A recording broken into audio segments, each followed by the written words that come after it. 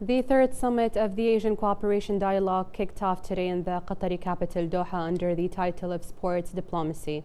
In his opening speech, His Highness the Emir of the State of Qatar, Sheikh Tamim bin Hamad Al Thani, said that the theme of the summit was chosen to express the firm belief that promoting sports and cooperation in that field is closely aligned with the vision of the Asian Cooperation Dialogue 2030.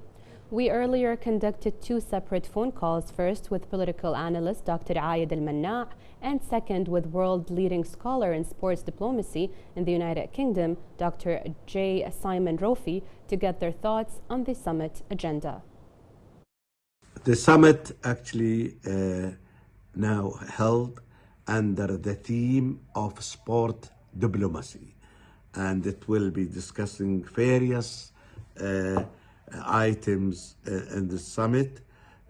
Will emphasize the role and participation of private sector in enhancing cooperation and developing favorable environment for finance and trade, which creates investment opportunities for business from ACD, Asian Cooperation Dialogue members, operation in tourism and discuss tourism and culture, energy, collaboration, and the climate change, definitely, as well as physical and digital connectivity.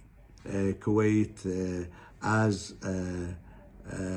establishing member, will talk about the experience and the fields of cooperation between the Asian nations and enhancing the cooperation with other nations in various fields, whether in culture, whether in trade, and this theme of sport diplomacy indicate that's the importance of sports as a channel for diplomacy to solve the conflicts and the problems and difficulties among the nations.